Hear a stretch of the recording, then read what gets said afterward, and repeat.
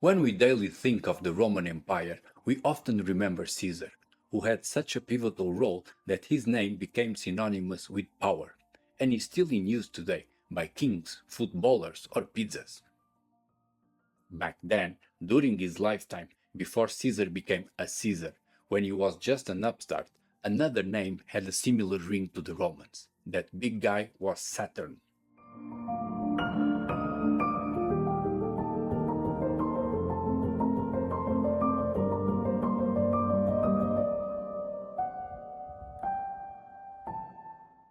Saturn was an important character to the Romans, believed to be the best of rulers, the inventor of agriculture, the master of time, the creator of cities, and the builder of Cyclopean walls.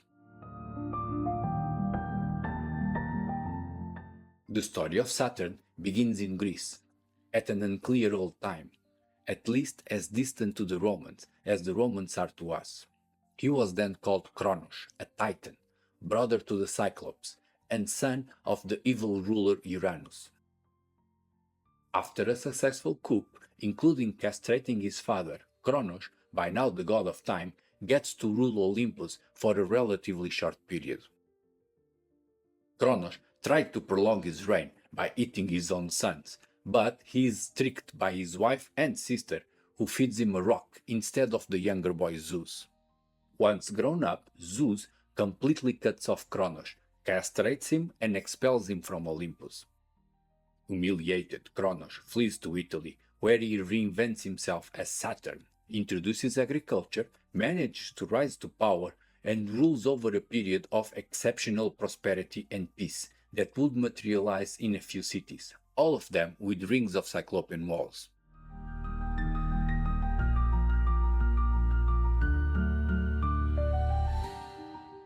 The poet Virgil names 5 such Saturnian cities: Aletrium, Anagnia, Arpino, Atina, and Tinum.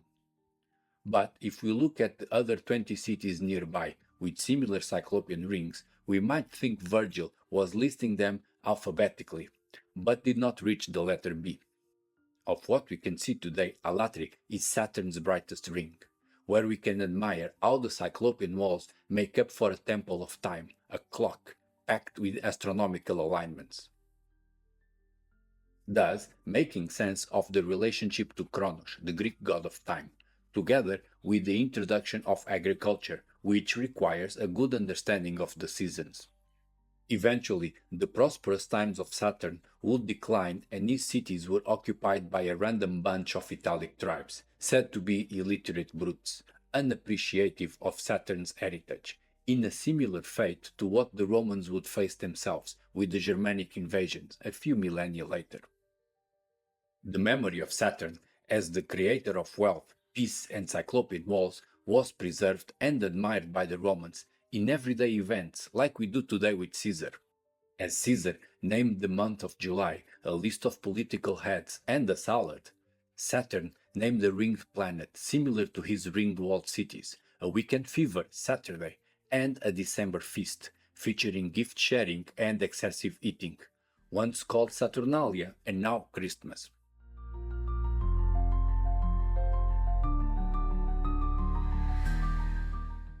Well, that was a great story, but it's probably all fake.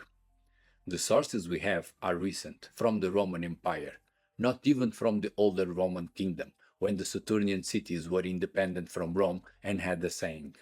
However, the fact is, these stories rang very true to the Romans, in a way that fitted with what they could see around them, including the Cyclopean walls. The Romans, like ourselves, did not know who built these mysterious walls. All they knew was that they were old and impressive. They also knew the Italic tribes living there were rough and uncultured.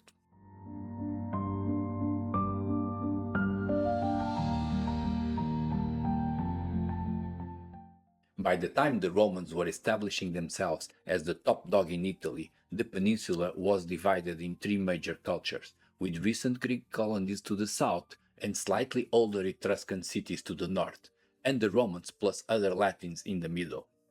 These 3 newcomers were displacing a ragtag group of brute Italic tribes that lived inside magnificent one-eyed city walls, getting Romans to conclude that such fine constructions with brilliant astronomical clocks had been built with external help. A similar conclusion to what the classic Greek historians reached, both in Italy and in Greece, with them calling not Saturnian but Cyclopean the brothers of Kronos, or Pelasgian, meaning the first of men, whenever they came across these chronologically challenged monocular walls.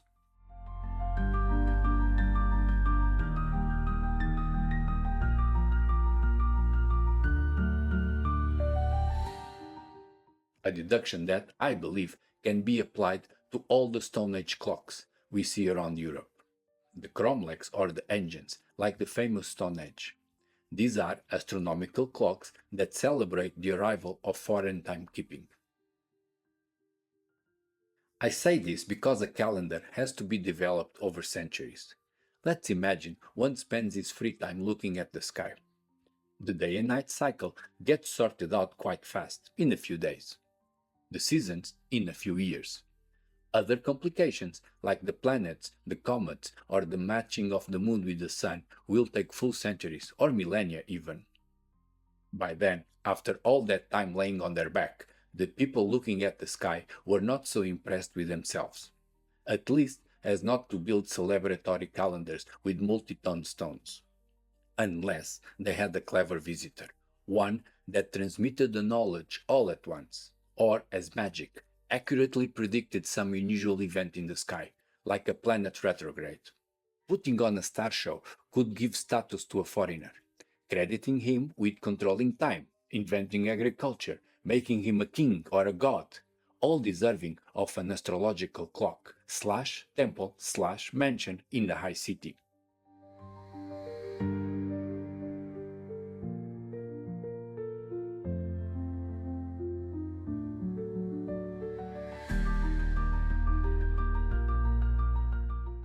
I think the astrological clock and the ring of Cyclopean walls around it, in Alatri as in many other cities nearby, convinced the Romans of a civilizing influence, the arrival of a very wise and powerful visitor, one they called Saturn. These days, we tend to see religion as, at most, a moral endeavor, without technical application. But back then, in the time of Saturn, expectations for the living gods were greater. They had to bring about not morals but practical tools to improve the standard of living, to create wealth.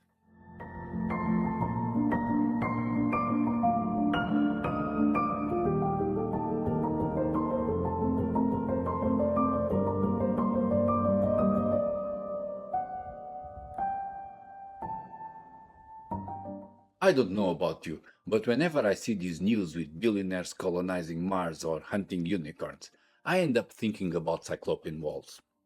The link is clear, but I'll explain it anyway. We know there are quite a few mysteries regarding Cyclopean walls, like when they were built, by whom, for what, and even how did they do it. However, there is one issue that does not seem to raise many doubts. That is, the titanic amount of work and skill needed to build these magnificent walls. And for more reasons than it meets the eye.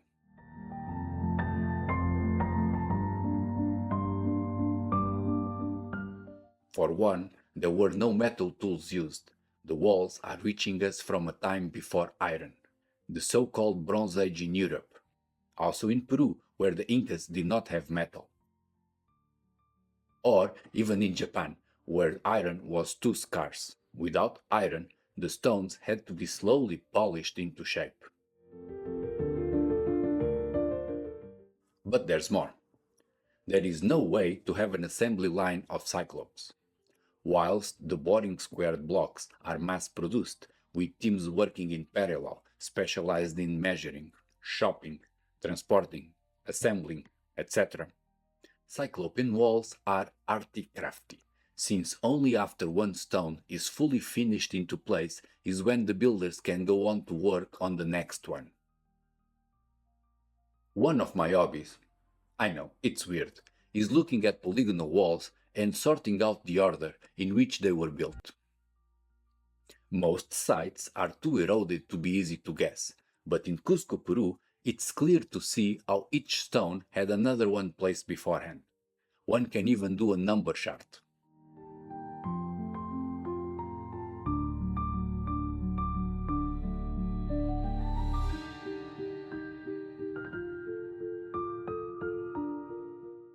With all that work, we would expect the walls to be built scarcely, only when grave circumstances demanded, like in a major threat or emergency. However, the evidence we got is quite the opposite. Sometimes, all that is left from a major ancient city are the polygonal walls, with all the other constructions just gone. There is an immediate reason for that. Polygonal masonry is sturdy, earthquake and water resistant. Thus, after some time, whatever else was built around it got erased, whilst the Cyclopean stones still stand tall. Another reason for the walls not to be subject to destruction is because they are hardly ever used for defense. Sometimes we have not a clue on what they were up for, but it's clearly not military.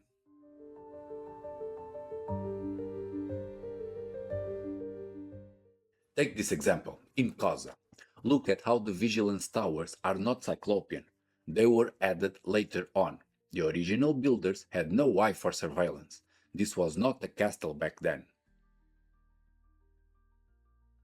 Or in Segni, where the wall just goes downhill, giving up the higher ground advantage to an invading army. And also, they have no gates, as seen in Norba, whilst Orbatello is just a land yacht, an island.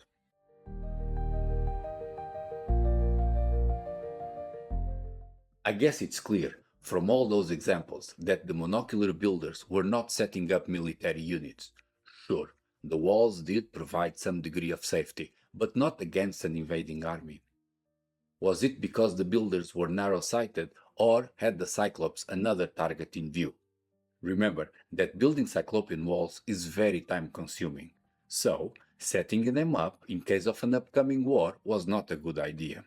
Before all that refined puzzle was even halfway through, any invading army had time to come in and crash the party. So, if it required painstaking work and they were not built for the military, i.e., they were what we would call today private buildings, what they were aiming for? My answer is in two words: privacy and show off, both at the same time.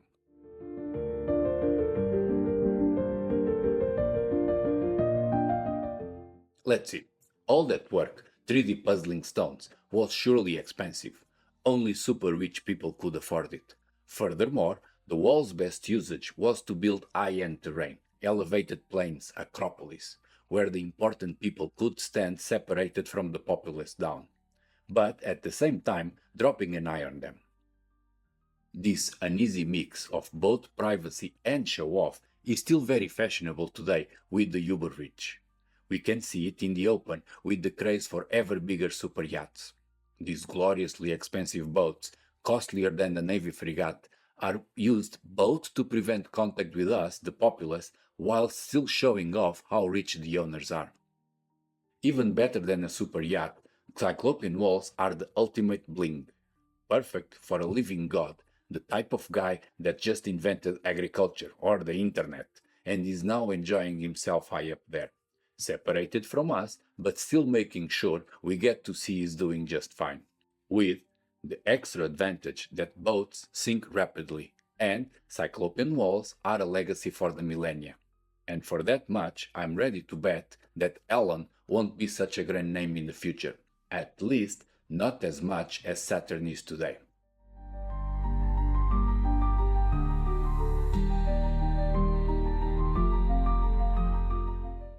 Hope you like it.